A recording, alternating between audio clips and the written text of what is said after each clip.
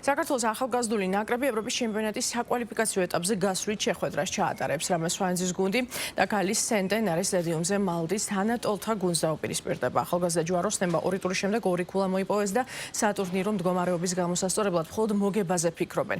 მალტისა და საქართველოს ახალგაზრდული ნაკრებების შეხვედრის პირდაპირ რეპორტაჟს პირველი არხის სპორტი 21 საათიდან შემოგთავაზებთ. განწყობა ნორმალურია, რაც შეეხება კონდიციებს.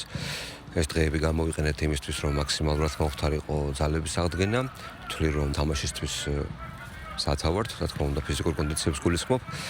მთლიანობაში თამაშად შეეხება არავლოდები მარტივ თამაშს, თუმცა ერთი ვიცი დანამდვილებით, რომ უკვე ჩვენი მესამე თამაშია და თუ ის ყველაფერი შესრულდება, რაც მთელი ეს პერიოდი ჩვენთან მუშავდებოდა როგორც ვარჯიშებზე, ესევე თუნდაც თეორიულ მოსადინეობაზე, დარწმუნებული ვარ, რომ ყველაფერი კარგად იქნება. გუნდში კარგი განწყობაა, ბრძოლის უნარიანად ვართ შემართულები.